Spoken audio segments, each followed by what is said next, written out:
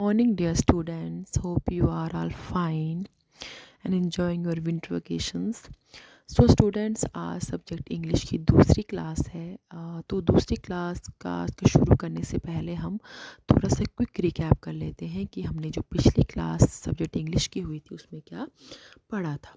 तो subject English में हमने जो है एक बेसिक से शुरू किया था, वो था आपका लैंग्वेज। ठीक है, लैंग्वेज के बारे में जाना था कि लैंग्वेज दो तरह की होती है, ओरल एंड रिटन।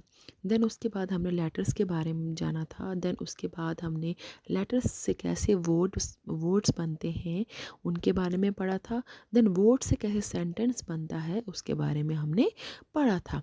ठीक है, तो इन सब चीज़ों के पढ़ने के बाद फिर हमने जो आपकी बुक का जो लेसन है वो माय मॉम, ठीक है, जो एक पोइम है उसको शुरू किया था। उस पोइम के हमने कुछ लाइंस को रिसाइट किया था विद मीनिंग के साथ। साथ ही साथ कुछ वर्ड मीनिंग भी हमने पिछली क्लास में पढ़े थे। ठीक है, तो आज जो है हम उस पोइम को जो आगे की लाइंस रही हैं उनको बारे में पढ़ेंगे, साथ ही साथ हम कुछ वर्ड मीनिंग भी करेंगे।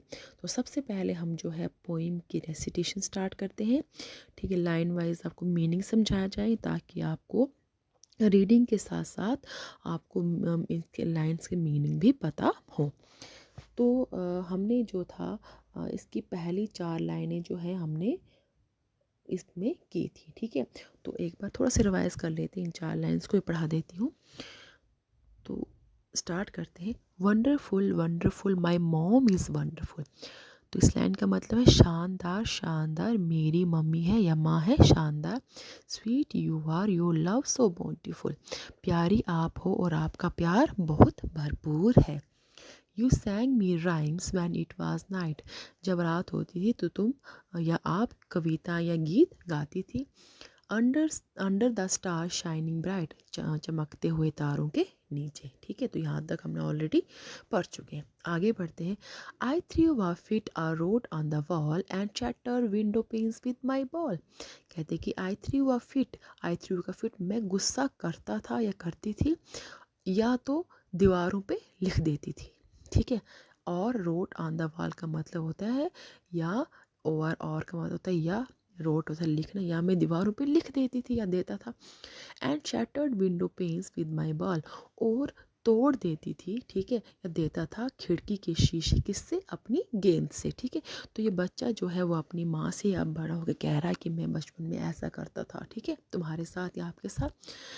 I remember the hand prints on the wall. कहते मुझे याद है आज भी जो मैं हाथों की छाप जो है वो दीवारों पे लगा देता था। मतलब देखो, बच्चे कभी कोई शरारती होते हैं, कभी हाथ धोए या खाना लगा हो या कलर लगा हो तो दीवारों पे हाथ लगाते हैं, पेंसिल से लिखते हैं। ठीक है, तो बच्चे जो होते हैं छोटे वो बहुत शरारती होते हैं, उनका दिमाग जो है उल्टी सीधी हरकतों में ज़्यादा रहता है, क्योंकि कभी दीवारों पे पेंसिल लिखेंगे, कभी दीवारों पे गीले हाथ लगाएंगे, कभी चीज़ें इधर फेंकेंगे, कभी चीज़ें उधर फेंकेंगे। ठीक है, तो बच्चे जो है बचपन में ऐसी शरारतें किया करते हैं। ठीक है, तो यहाँ पे भी जो बच्चा है वो माँ से ये कह रहा है। ठीक है, तो आगे बढ़ते हैं। And scattered litre in the hall, और बिखरा, स्कैटर्ड का मतलब बिखरा बिखरा देना, और लिटर का होता है कूड़ा। ठीक है, ऑन द हॉल, के हॉल में, हॉल क्या होता है, बड़ा सा कमरा कह सकते हैं। ठीक है, तो बच्चा कहता है कि अपनी मम्मी से कह रहा है कि मैं बचपन में देखो कितना कूड़ा करकट फैला, मतलब अपने खिलौने फैला देता था, चीज़ें फैला देता था। ठीक है, पूरा कूड़ा कूड़ा कर देता हॉल में। All you do with love, और आप करती थी। ठीक है, आप करती थी सारा जो भी मेरा काम, या मैं जो भी गंद फैला देता था या कुछ भी कर देता वो सब आप करती थी। यू डू विद लव, और करती थी प्यार के साथ। मतलब तब आपको मतलब कि तब आपको गुस्सा तो आता था, लेकिन फिर भी आप बड़े प्यार से वो सारा जो मैंने गंद फैलाया उसको उठा देती थी। ठीक है, वो कि इसमें ये पोइट कहना चाहते हैं कि मतलब बच्चा जो है वो ये कह रहा है, ठीक है, कि माँ जो होती है वो बच्चों के साथ कितनी मेहनत करती है, और बच्चा बड़ा हो गया सोचता है कि मैं बचपन में इतना कुछ करता था, फिर भी मेरी माँ जो है बड़े प्यार से मेरे सारे काम किया करती थी। ठीक है, तो वो बच्चा जो है ये बताकर अपनी माँ को ये कहना चाहता है कि वो कितनी खास है। ठीक है, you are a special gift from above. ठीक है, तो बच्चा कहता है कि आप मेरा एक खास तोहफा हो जो मुझे ऊपर से मिला, ऊपर यानी कि भगवान से मिला है। ठीक है, तो इस पोइम में बच्चा जो है अपनी माँ आपको ये सारे वर्ड्स, ये सारे सेंटेंस कह के कहना चाहता है कि माँ आप जो है मेरे लिए ख़ास तोहफ़ा है जो भगवान ने दिया है, क्योंकि माँ के बराबर इस दुनिया में कोई नहीं। क्यों? क्योंकि माँ जो है हमारे हर काम में हमारी मदद करती है, ठीक है।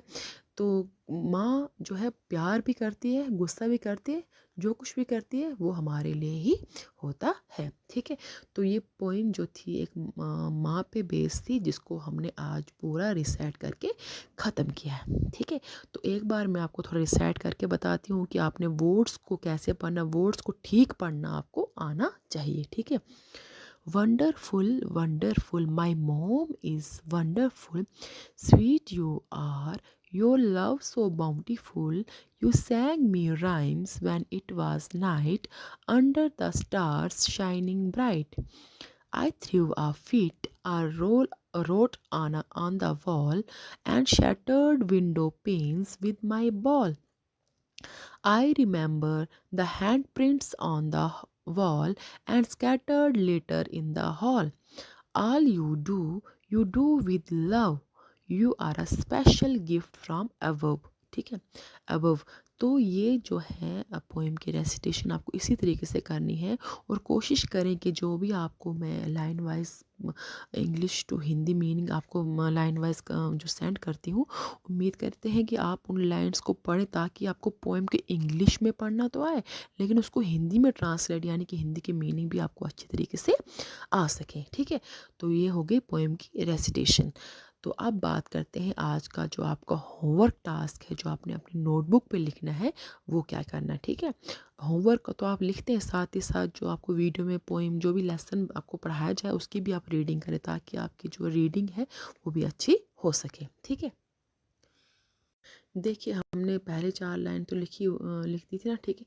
उसके नीचे जितनी भी लाइनें आज हमने पढ़ी पोएम की, उनकी यहाँ पे इंग्लिश में भी लिखा गया है और उनका मीनिंग यहाँ हिंदी में भी दिया गया है। तो आपने क्या करना है कि ये अपनी नोटबुक पे लिखना है, ठीक है।